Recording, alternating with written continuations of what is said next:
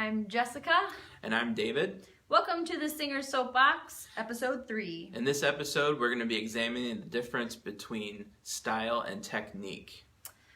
Those are two things that kind of get lumped together as the same thing in the singing world, in the vocalist world, when they're actually two totally separate concepts. Vocal technique, on one hand, refers to the quality of how a person physically produces sound. This encompasses how a person's voice sounds when they manipulate the shape of their mouth and their throat, and that's by forming vowels, or how high or low they sing, which is referring to pitch, or how loud or soft they sing, and this is referring to their intensity as a singer.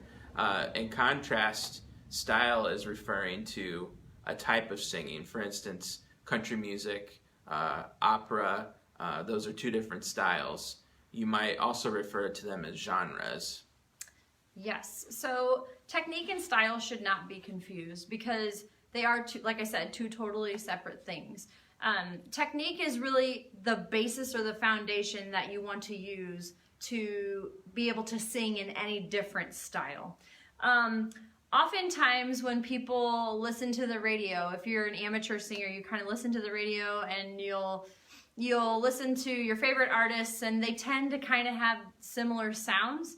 And then you start, as a singer, you start to take on that sound, and whenever you sing any other kind of songs, even in any other style, you might tend to just use that certain style to sing that song. For instance, sometimes I've judged middle school and high school solo, not competitions, but soloists, and they will, I'll hear kids, they'll use a sound like maybe you'd hear Adele singing. She's fabulous, but when it comes to classical art songs and classical music like that, that was intended to be performed in a different style, then it doesn't really work.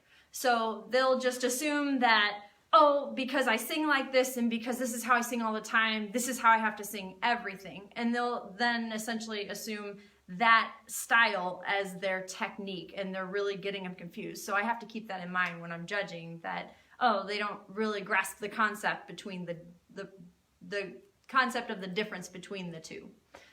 So. Yep. So a good technique, as we're referring to, is a relaxed tone for any style of singing. Mm-hmm. This essentially means that the individual is singing in a way that is as natural as speaking. So we can, most all of us can speak, and as we've said before, if you can speak, you can sing, and we want to try as singers to keep that same relaxation that we have speaking, but we want to sustain it on a pitch. Right.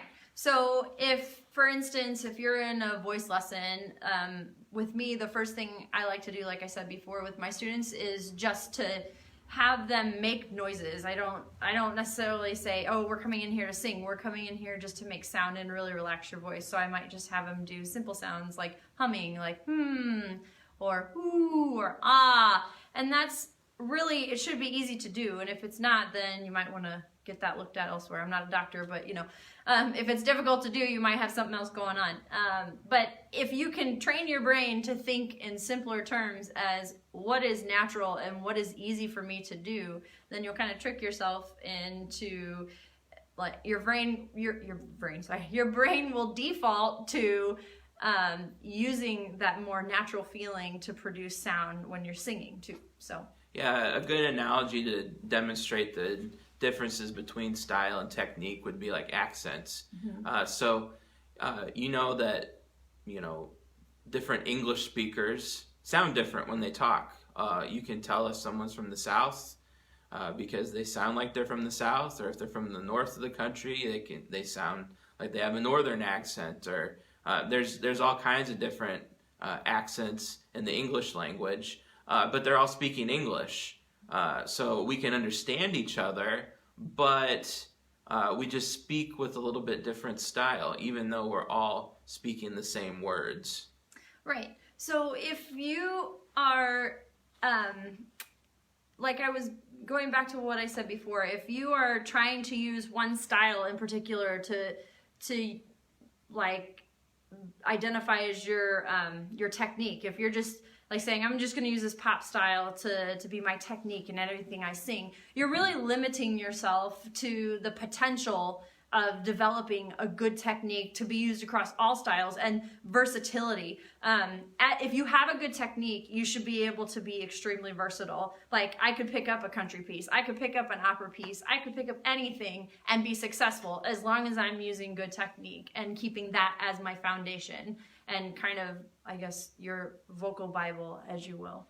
And every person has their own unique voice. So really just assuming one style isn't going to help you in the long run. You really want to find your own voice and be different from everybody else. You don't, I mean, you know, you can get, there's a new pop artist on the radio just about every week. So why be just like them? You have to find your own voice and find your own style and your own way of singing, but use good technique to really like polish your styles and really propel you forward. So, you need to use it in a healthy and a consistent way as well. So if I can take one sound and just like technique, like for example, that if I go I can use that in a lot of different styles. If I focus on how that feels and where I feel it resonating and things like that when I'm singing, just by making the noises and warm-ups, then I can take that and apply it to many different styles, like musical theater or opera or so on and so forth. Yeah, and in the context of a voice lesson, you know, you'll spend some time working on vocal technique, but you also spend some time working on style. And that's where, you know, whenever you're in a voice lesson, you'll pick solo literature to work on, and you may work on issues of technique within that music, but you will also work on shaping the style of that piece based on whatever it is. Like Jess said, if it's a musical theater piece, or if it's an operatic aria, or a folk song, whatever it may be, you're going to sing all those things in a different style because of the type of music they are. But if you don't have the good technique as a basis, you may do weird things with your voice to make that style happen. That's what we want to avoid as singers. Okay, so in close, we posted something a little while back asking us for you to ask us your questions about voice and things like that.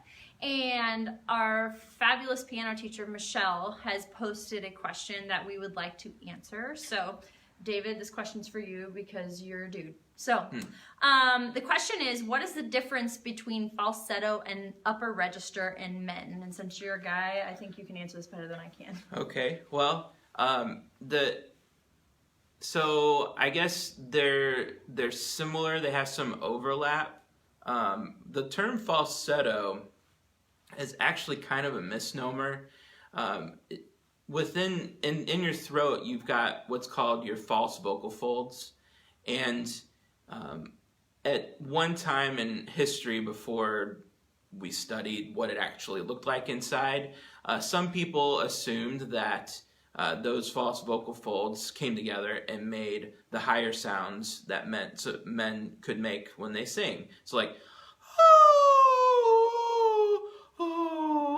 you know, I'm making all kinds of weird sounds, and it doesn't necessarily sound like a guy singing. And oftentimes people refer to that as falsetto. Well, in actuality, it's the same mechanism. It's your regular vocal folds making that sound.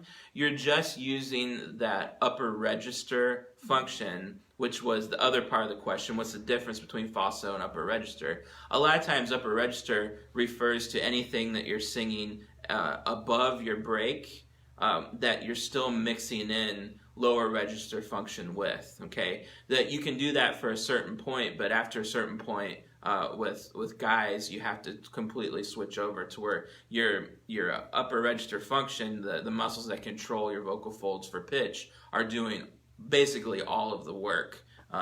If you're confused about that, you can look at our rubber band analogy that I used in a previous video. Yeah, our video. Yeah, so I can sing with my falsetto and bring it down actually below my break. But when I get down below my break, my tone starts to get really airy sounding, and that's because the muscles that approximate my vocal folds are not doing the work that they should. They're not pulling the weight, I guess you could say. So it would sound something like this.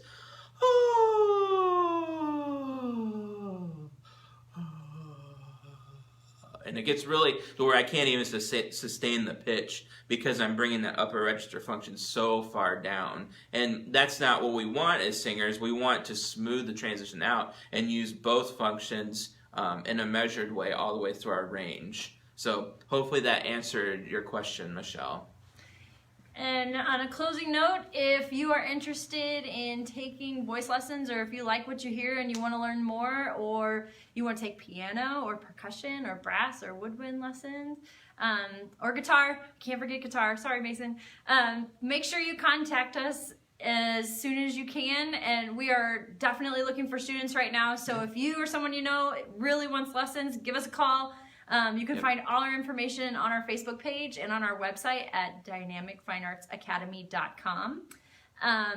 And be sure to like us and follow us and, tweet us, whatever you got to do, all on that social media stuff. It's great. So yeah, and if you like this video, if you got something out of it, please share it. Because that gets us a lot more views, and we really appreciate when people share our stuff. We do. Yep. So thank you all, and have a good night.